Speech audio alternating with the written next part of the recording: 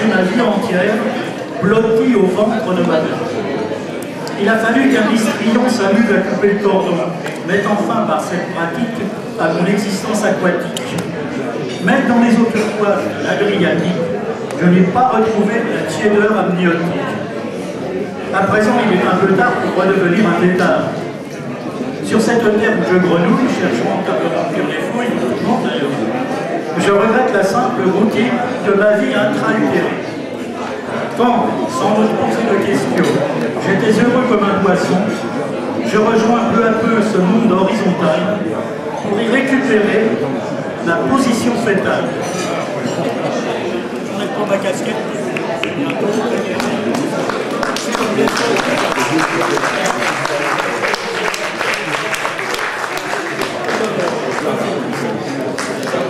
Alors là, voilà, je n'ai pas eu à me plaindre parce que j'ai très bien préparé.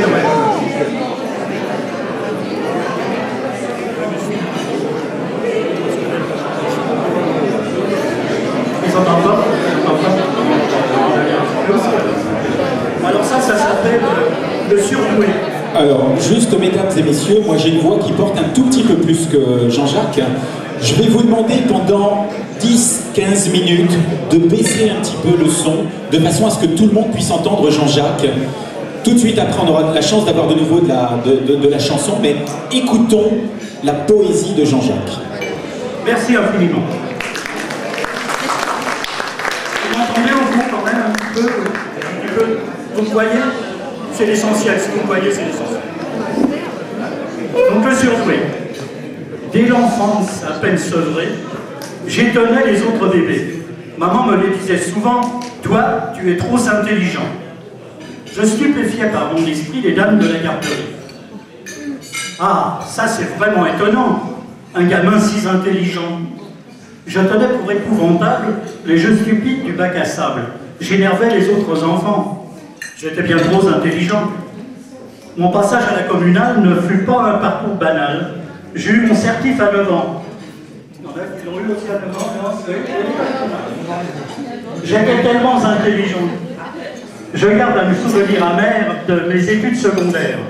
Mes profs jalousaient mon talent. J'étais tellement intelligent. Maintenant que je suis énarque, là où je vais, on me remarque. Pour le commun, c'est écœurant. Un homme aussi intelligent.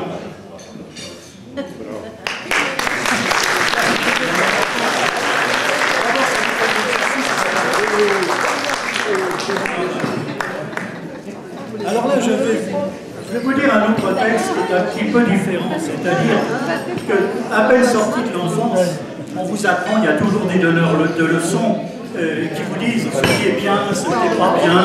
Ce qui est la poésie. Voilà, c'est ce dont je parlais cet après-midi. La poésie, quelquefois, ça sert à ça. Et ça s'appelle le bon goût. C'est vrai, ce n'est pas esthétique, un ange noir et squelettique venu de ne sais quel ghetto. Rien ne vaut un bel ange bleu, aux yeux bleus, au visage rouge, dans un ciel d'azur et d'oiseaux. Belle barbe de patriarche, pour Noé menant vers son arche, les animaux sélectionnés. Rien n'est laissé à la désert dans l'imagerie populaire. Tout n'est que grâce et que beauté. Bien sûr, je me suis laissé prendre. Dès l'enfance, on m'a fait comprendre ce qui est laid, ce qui est beau. Le respect de la différence n'est cultivé en l'occurrence que par les sages ou les idiots.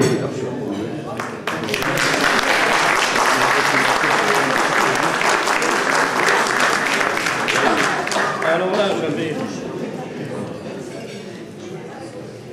vais passer à mon chef-d'œuvre. Oui, je sais. Je vais passer à mon chef-d'œuvre. Donc pour le chef-d'œuvre, je vais m'approcher du fond, ce qui ne changera pas grand-chose, puisque le son restera le même de toute façon. Mais je vais aller là-bas. J'aime bien filmer. Alors ce texte est un texte d'une très grande et qui s'appelle Un gros con comme papa. Mesdames et messieurs, un gros con comme papa. Il y a bien des façons d'atteindre au nirvana, fixer des objectifs auxquels on parviendra. Mon ambition première serait, n'en doutez pas, de devenir un jour un gros con comme papa. D'abord, n'est pas sous placé haute, car papa est le roi. Pétanqueur de première, chasseur, ancien para, ratonneur à ses heures, c'est sûr que ce ne sera pas facile de devenir un gros con comme papa. Il bavard au bistrot, il parle autant qu'il boit. Et il refait le monde à grands coups de yaka. Il y a qu'à virer les Blacks, les Bougnoules, les Chinois, les Portos, les Rital. Bref, rester entre soi. Si les cons étaient bleus, le truquet de papa serait le champ d'escrocs, mis à part l'Auvergnat, qui leur prend le roset, qui est l'homme pas si con que ça, malgré ses beaux yeux jaunes et sa cirrhose du foie. Les prêcheurs de tout poil, curés, ayatollahs, pasteurs, rabbins, gourous ou Dalai Lama, disent qu'il faut croire en Dieu, qu'il faut porter sa croix. Je prie pour devenir un gros con comme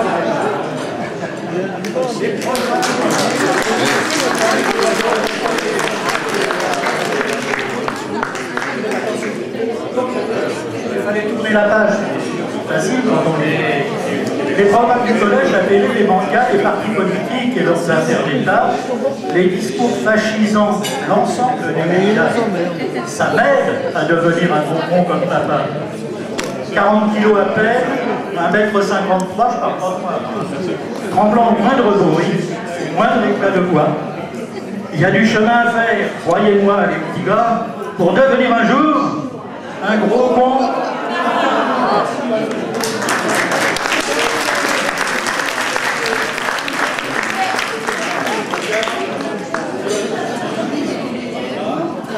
J'ai comme si c'était un... Oh, ça n'a rien à voir.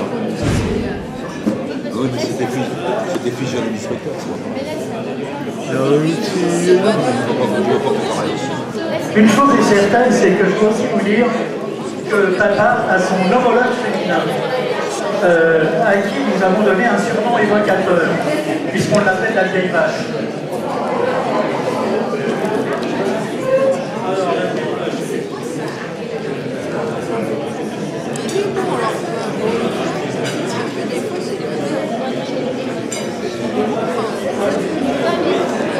Alors la vieille vache, c'est donc une personne très gentille qui s'adresse à sa petite famille et qui leur dit « Je vais me débrouiller pour mourir à Noël. Ainsi vous garderez vos minables cadeaux. Je m'amuserai bien à vous voir de là-haut. Je vais me débrouiller pour mourir à Noël.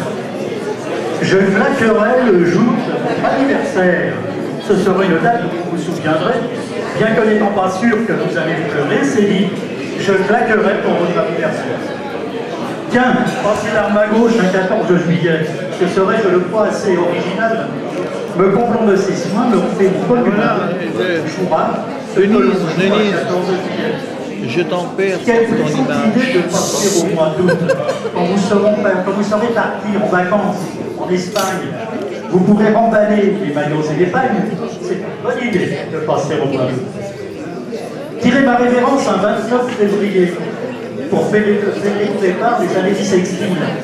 Ce serait pour le moins utile de rester le plus jeune Maccabée du parti.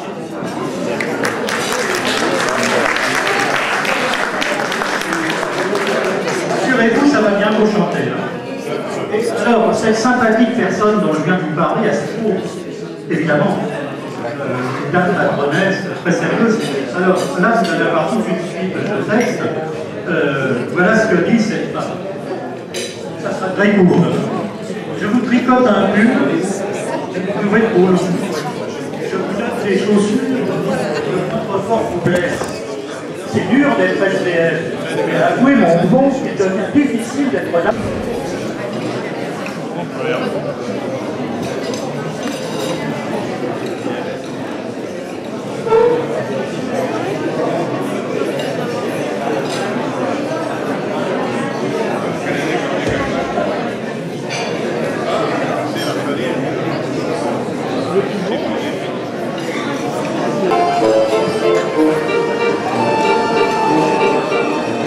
Sous le ciel de Paris, ça vole une chanson.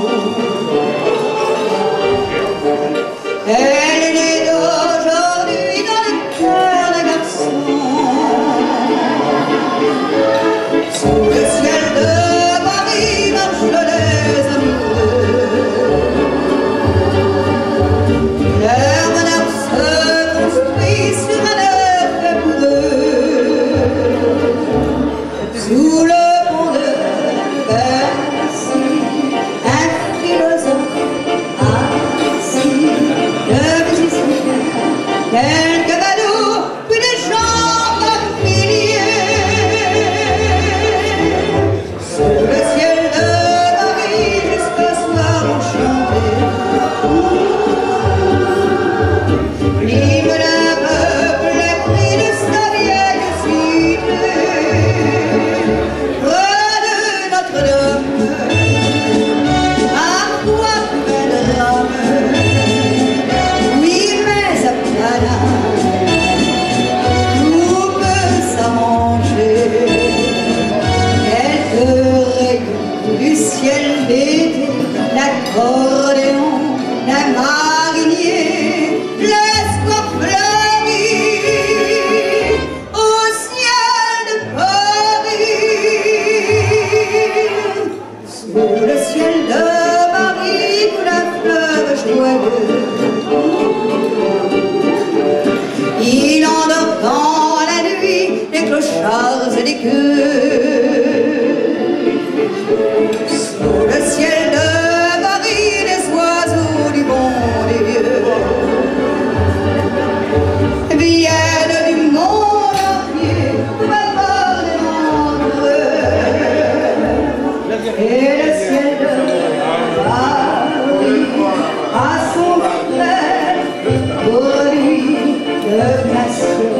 Il est épris de notre île Saint-Louis. Quand elle lui sourit, peut s'en aller. Quand il pleut sur Paris, c'est qu'il est malheureux.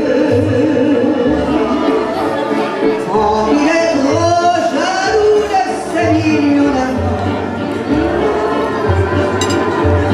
il fait gronder sur nous son colère éclatant.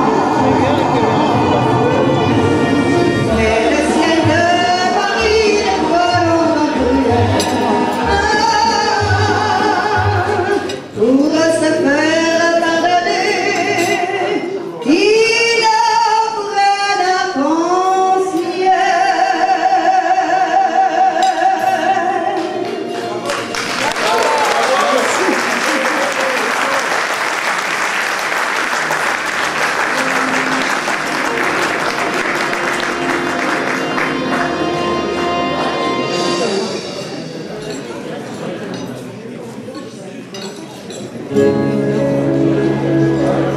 Une chanson qu'a chantée Gloria Lasso.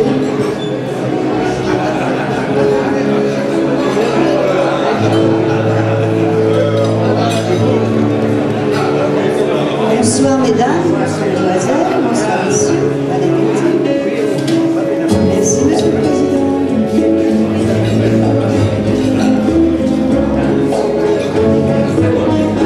Mon histoire, c'est l'histoire d'un amour. La plainte, c'est la plainte de deux cœurs. Un moment comme dans d'autres, nouvelle de le vôtre, j'en dis si ou bien d'ailleurs. C'est la flamme qui entre à me sembler. C'est le rêve que l'on rêve s'endormir. Comme un arbre qui se dresse, elle de force et de tendresse, vers le jour qui va venir. C'est l'histoire d'un amour éternel et banal, qui apporte chaque jour le bien et le mal. Alors l'on s'enlace, c'est le l'on se dit adieu, avec les soirées d'angoisse et les matins merveilleux. Mon histoire, c'est l'histoire qu'on connaît. Ceux qui s'aiment, je l'aime, je le sais. Et tragique ou bien profonde, c'est la seule chanson du monde qui ne finira jamais. La la la la la la la la la la la la la.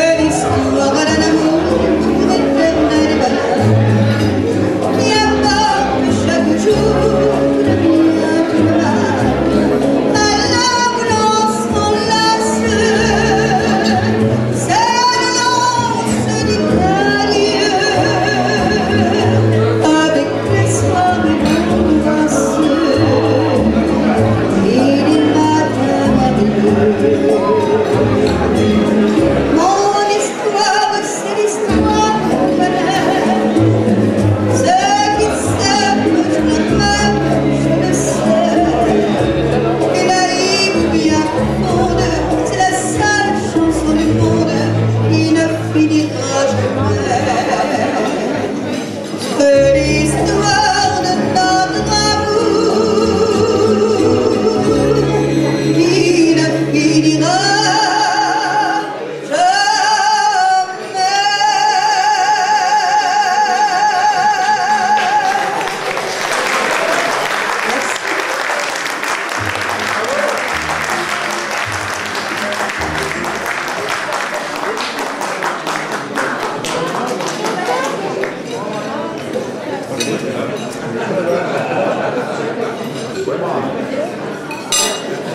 Syracuse.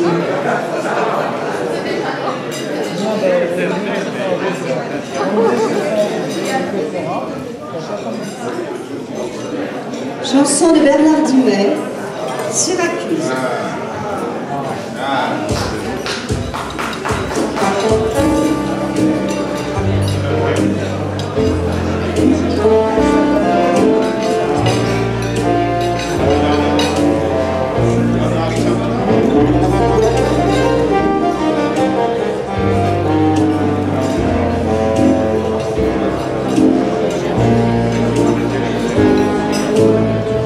J'aimerais tant voir Syracuse,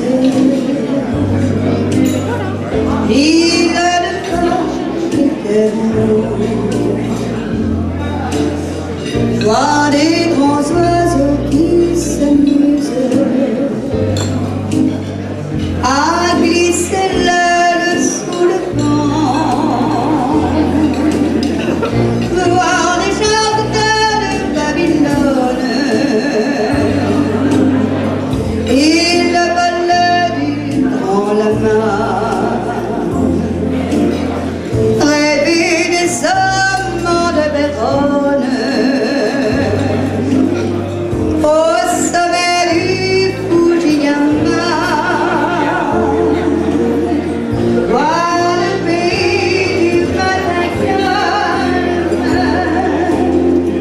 aller pêcher au corps et mon idée de balle en écoute.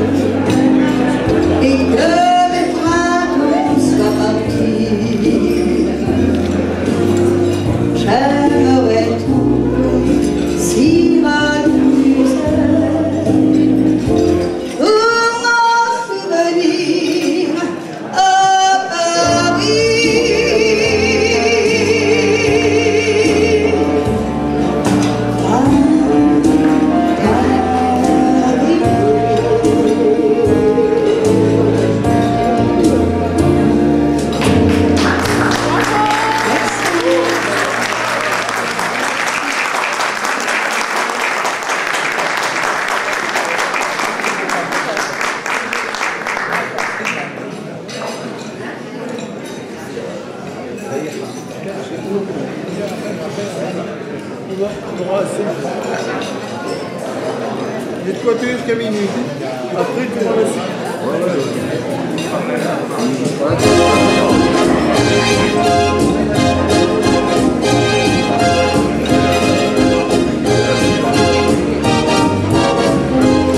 La vie est là qui vous prend par le bras, oh là là là, c'est magnifique.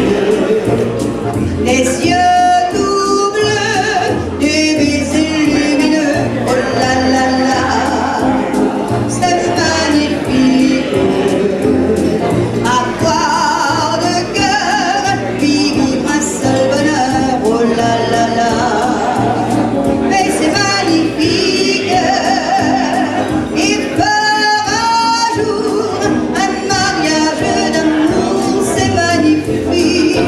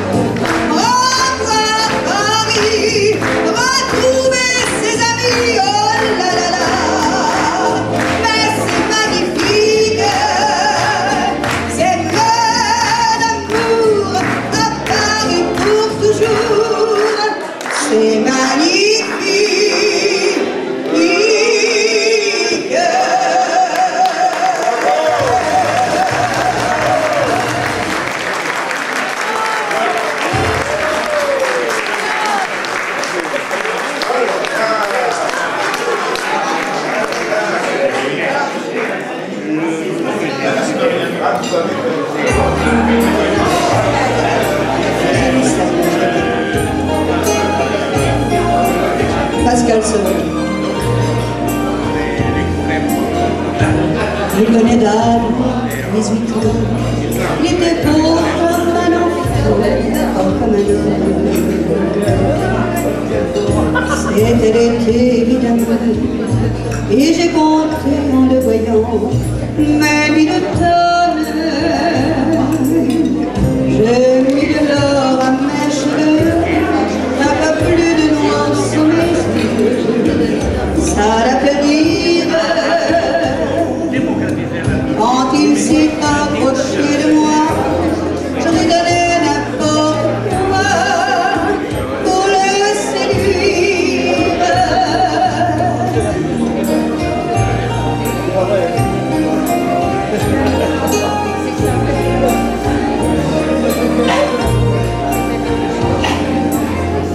Il venait d'avoir 18 ans, c'était le plus bel argument de sa victoire. Il ne m'a pas parlé d'amour, il pensait que les mots d'amour sont dérisoires. Il m'a dit j'ai envie de toi, il avait vu au cinéma le Léonard. L'autre d'un lit improvisé, j'ai découvert émerveillé la ciel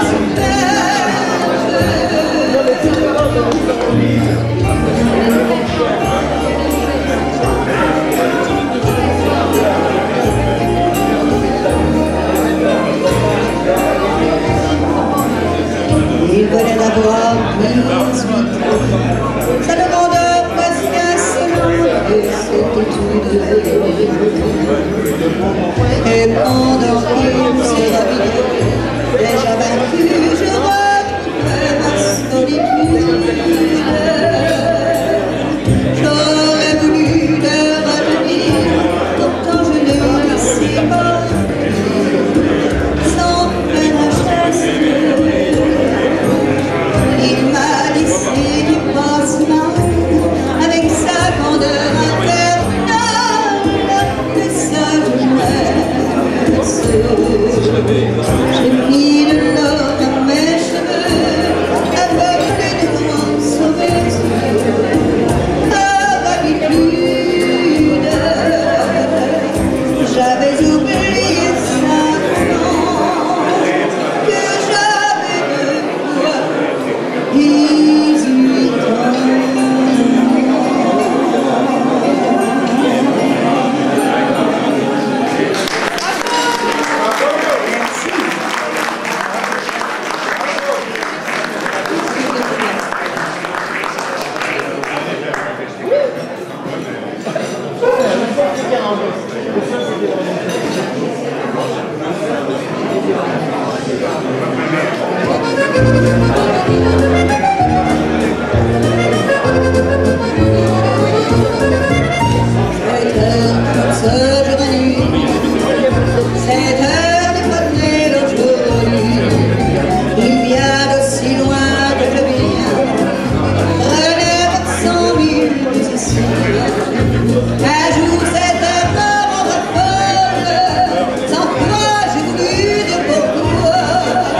Mais s'il m'a coupé la parole, il parle toujours avant moi, et sa voix couvre la voix.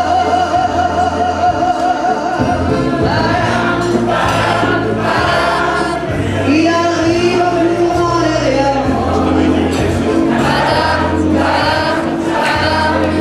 il me fait le bruit sur la voix.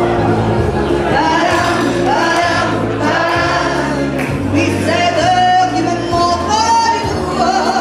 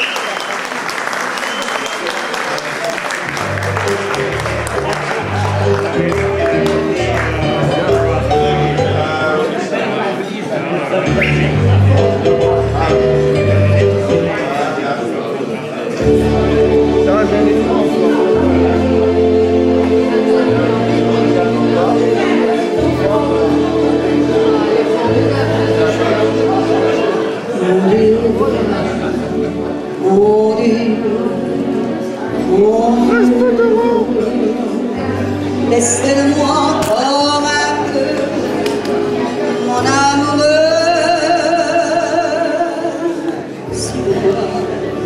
Crois-moi, de moi, laisse-le-moi, oh seulement à moi. Tant de s'adorer, de se le dire, le temps de se fabriquer des souvenirs.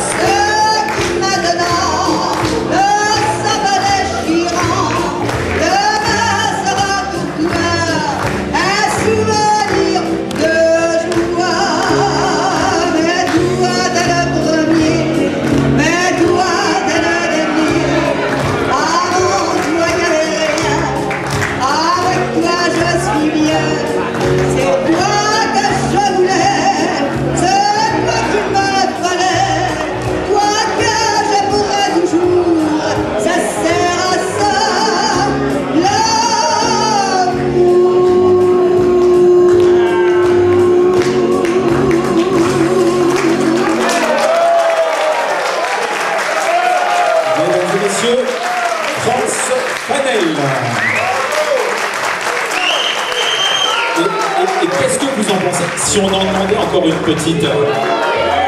Oui? Une autre?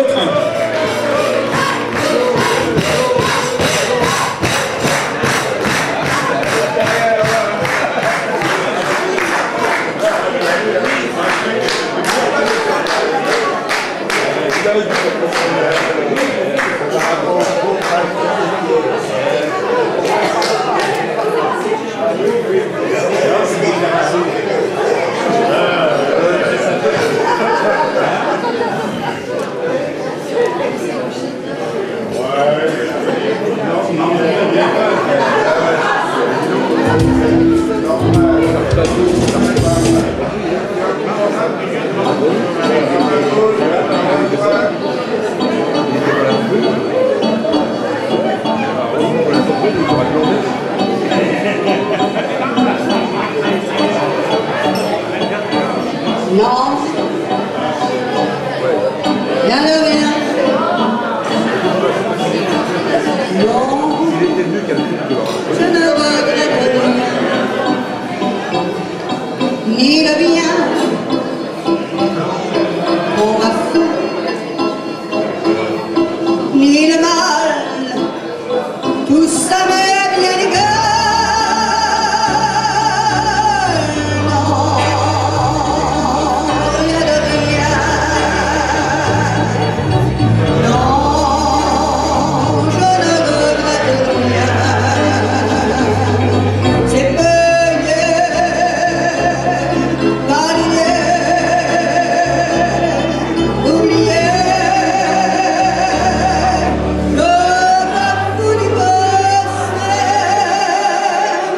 Avec mes souvenirs, j'y allumé le feu, mes chagrins, mes plaisirs, je n'ai plus besoin d'eux.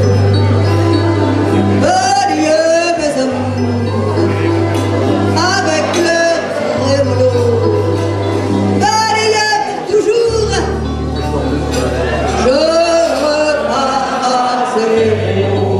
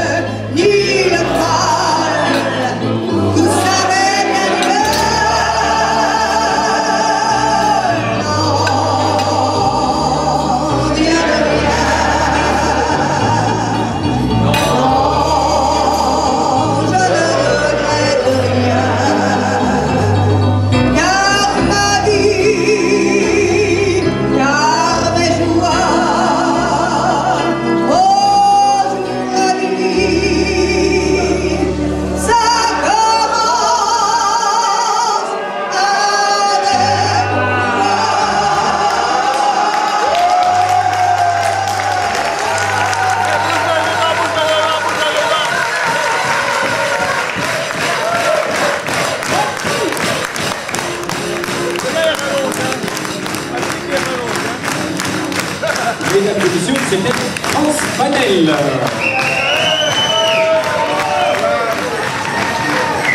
Bravo aux choristes aussi, hein. Là j'ai vu des choristes, j'ai vu un président des Francopoésies debout en train de chanter, je l'avais en chœur, là j'avais en duo Michel, très très beau duo. On aura peut-être la chance de revoir France Panel un petit peu plus tard dans la soirée, mais bien évidemment il faut continuer cette soirée et on va redonner la parole à notre ami poète montmartrois Jean-Jacques Sacquet qui est venu nous lire un poème qui est les vœux 2011 et des vœux qui sont...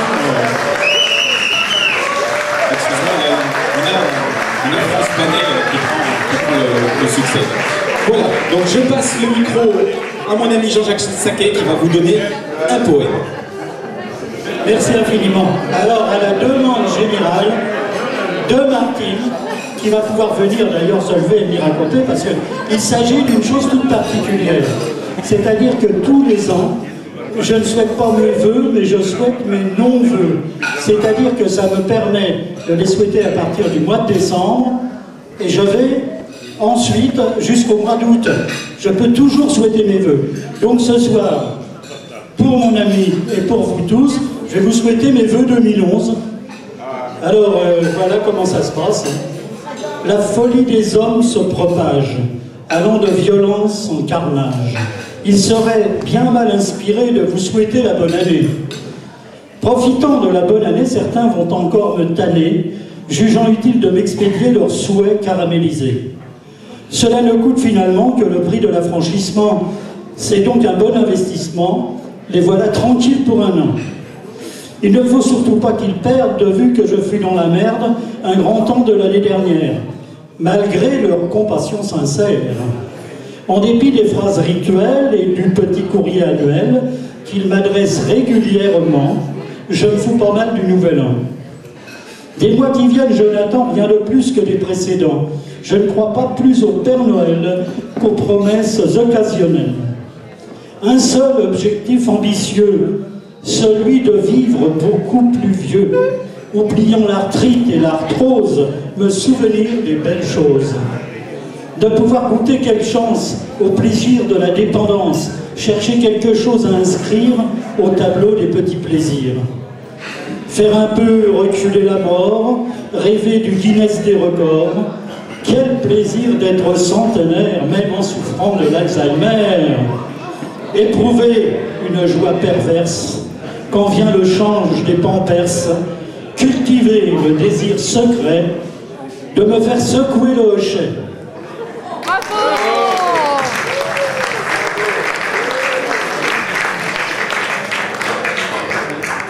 Alors à présent, je crois qu'il y a des messages particuliers. J'ai plus de poèmes vraiment à vous dire. Mais où est passé notre animateur en chef là?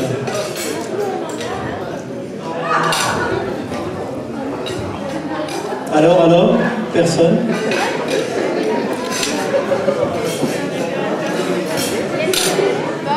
Ah oui, maintenant il faut que j'apprenne moi.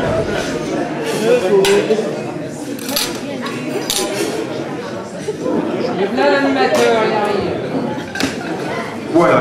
Donc à côté de cette charmante Miss Montmartre-Vendange qui retrouve le charmant poète Jean-Jacques Saquet. Alors c'est là, tu vois, très officiellement, je t'ai promis un poème. Donc je vais te le faire, ça c'est sûr. Mais ça va prendre du temps. Sorti de là, il y a une question que je voudrais poser pour toi. Est-ce qu'il y a ici, dans ce magnifique pays, des vignes? Parce que finalement, pourquoi ne pas en faire la reine des vignes? Ailleurs. S'il y a des vignes ailleurs, alors je t'adresse, il y a des vignes ailleurs. Donc tu peux venir l'année prochaine, la reine des vignes de hier, et je te promets devant toute cette assemblée de te faire ta chanson. Voilà. En effet, depuis 10 jours, je le vois beaucoup sur le terrain. Et moi, je suis moi-même président d'une association qui s'appelle Alias Culture et Loisirs. Et j'ai souhaité peut-être aussi, en votre nom, mais surtout au nom de l'association, en tout cas d'Alias Culture et Loisirs, remercier Michel. Et pour ça, Michel, eh bien, on t'a amené un petit cadeau. Regarde Michel, moi j'ai souhaité, Sandrine n'est pas là, évidemment, elle n'est jamais là au bon moment. Mais en tout cas, on a souhaité te faire un cadeau pour te remercier d'avoir eu l'idée de me proposer de faire venir des Québécois ailleurs. Je crois que c'est une grande opportunité pour nous de présenter cette partie de la francophonie. Aussi, je te remets ça au nom de notre association Alias Culture et Loisirs. C'est pour toi, mais bien évidemment également pour toutes les personnes de ton équipe. Hein. Donc, on va peut-être regarder ce qu'il y a dedans. Qu'est-ce qu'on y trouve? On y trouve un livre sur le Canada. Regardez, mes amis. Bien évidemment, la première chose qu'il trouve, c'est une bouteille de whisky au sirop d'érable qu'on appelle le sortilège. Et puis surtout, pour faire un bon repas, du sauté de bison. Voilà, donc on souhaitait, il y aurait également du thé, de la tisane à l'érable.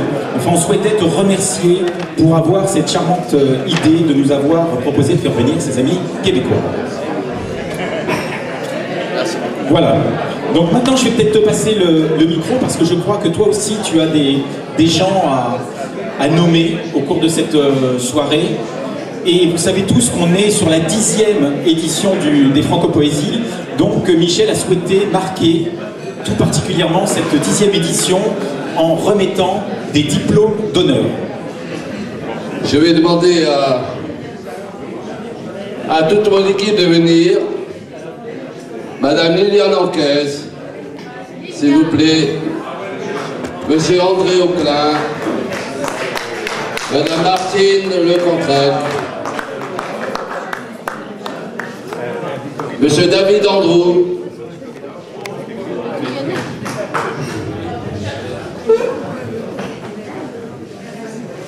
On va chercher des fleurs.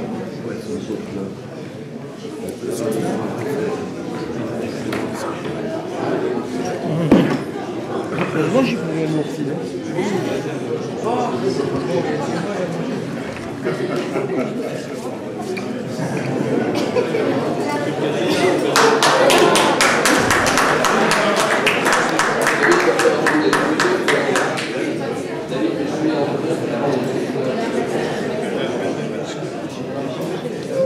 Alors,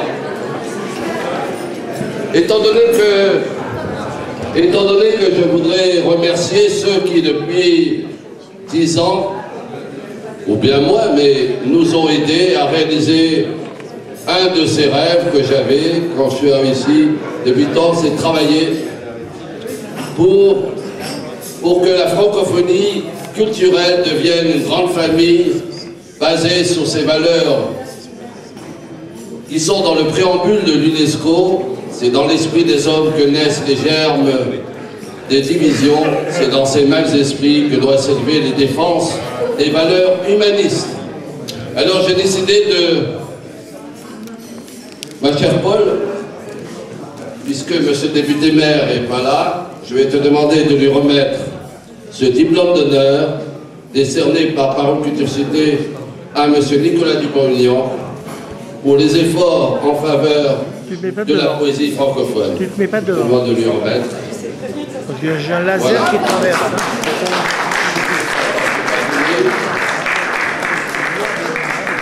Ainsi qu'à notre conseillère générale, madame Nicole Lamotte, qui était dimanche dernier assistée au concert du chœur de l'abbaye de Montmartre et à la messe des poètes en l'église Saint-Oneste. Alors, puisque je pense qu'elle sera fanée ici, que tu lui remettras, monsieur le député maire, donc je te la remets à toi. Voilà, pour toi. Alors voilà pour madame Nicole Lamotte. Eh bien, tu auras une deuxième fleur pour toi, puisque tu représentes tout le conseil municipal, mais je ne vais pas en faire 35. Oui, oui. Voilà. Maintenant, je vais appeler quelqu'un qui a beaucoup fait il y a 10 ans. On l'a beaucoup embêtée parce qu'elle travaillait au service culturel. Elle nous a préparé tous les papiers pour l'association de l'Assemblée Générale Constitutive. Elle a encore préparé cette année les petits amuse-gueules que pendant les 2 vernissages, vous avez eu l'occasion de déguster. Je vais appeler pour recevoir le diplôme d'honneur de la 10e édition des Francopoésies et je vous demande de l'applaudir très fort parce qu'elle a consacré une partie de sa vie pour la ville de Hyères, Madame Janine Simon. Allez, Janine. Viens là, viens là, viens là. Où est-il? Michel, je vais te chercher. Voilà. Elle est où, Janine? Elle est où, Janine?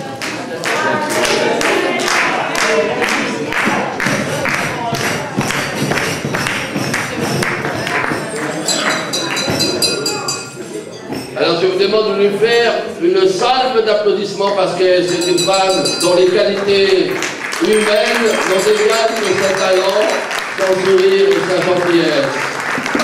Voilà. Merci pour elle, Michel. C'est une femme adorable. Vas-y. Si, voilà.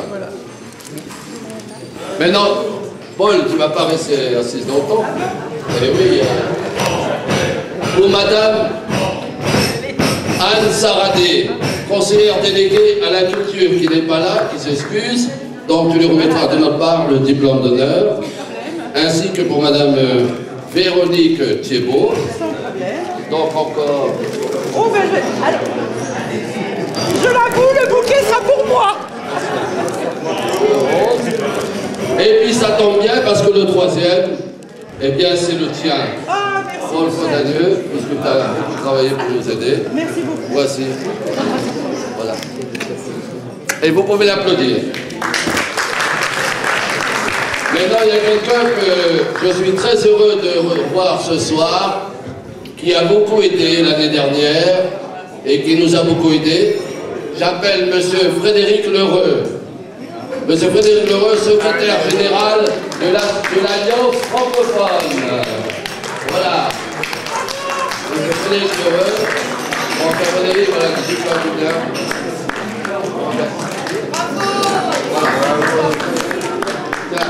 Je t'offre la rose du petit prince. Elle est jaune comme son écharpe. Maintenant, je vais appeler quelqu'un pour qui j'ai beaucoup d'amitié, d'admiration pour son action. Vous l'avez encore vu ce matin dans les rues de notre ville. Je vais appeler M. Hervé Semence, qui est président de la compagnie Gutule de Le Volant-Perret. Et je voudrais lui dire merci en lui remettant le diplôme d'honneur. Voilà. Et puis je remets à son épouse. Voilà, à son épouse. Voilà, la rose du côté.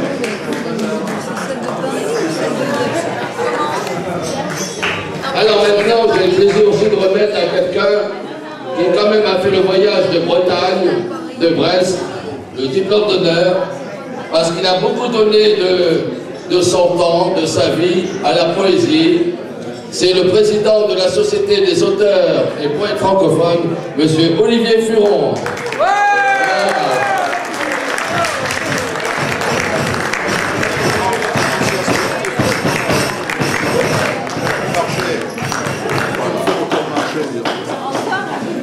Merci.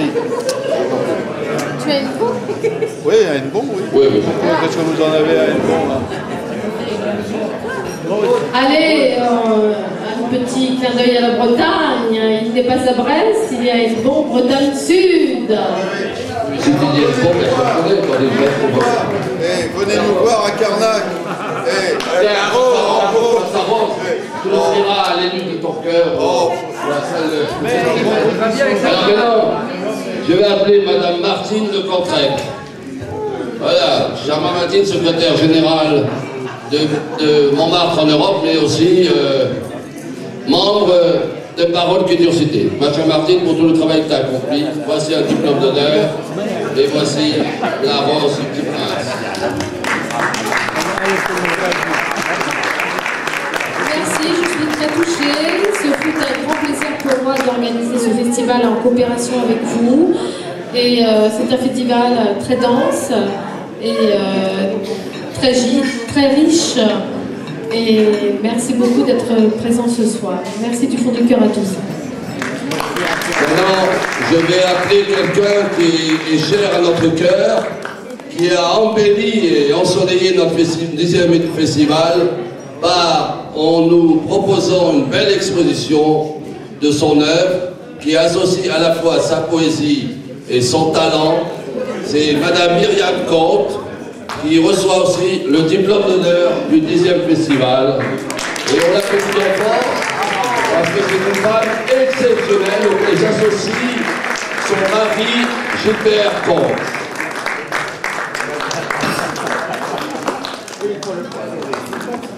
Et je salue en même temps le président de l'association des amis de Myriam Comte, le colonel Sadoul, ici présent. Allez mon colonel, debout, Maurice.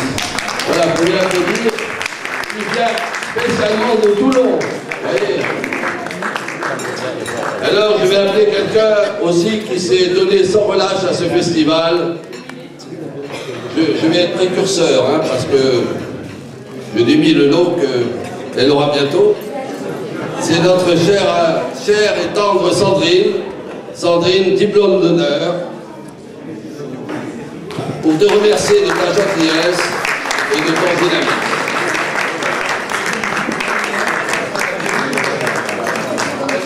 Et puis, bien sûr, quand on parle de Sandrine, il y a quelqu'un qui est pas loin. Il y a quelqu'un qui est pas loin, c'est le prince, le petit prince. Alain Perron. Allez, Alain, diplôme d'honneur aussi. Hein?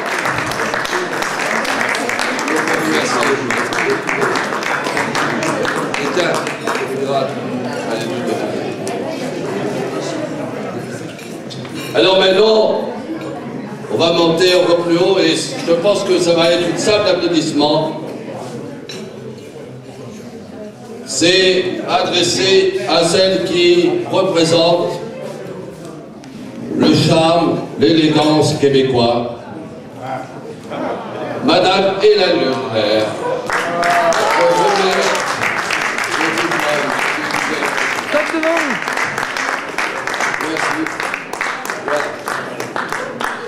Et puis bien sûr,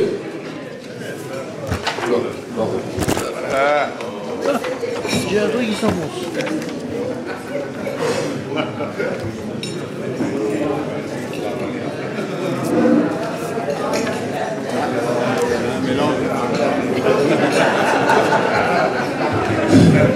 et bien sûr, notre parrain, qui nous a fait l'honneur et la joie d'accepter de parrainer ce 10e édition et de venir faire un long voyage, eh bien, monsieur, notre cher et bien-aimé Gaëtan Leclerc.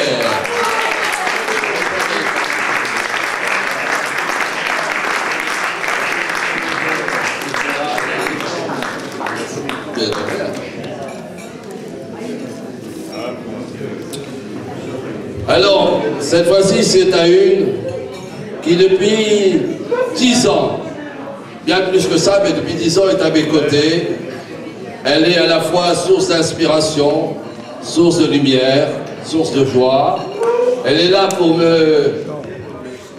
un petit peu, des fois, me taper un petit peu sur les doigts pour me dire, ben, Michel, il faut un petit peu rectifier là, un petit peu comme ça, parce qu'elle a un sens et un instinct d'observation. C'est quelqu'un de modeste, mais à la perception immense.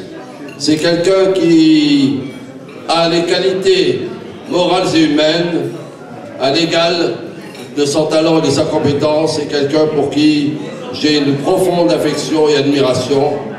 J'ai nommé Madame Liliane Anquez.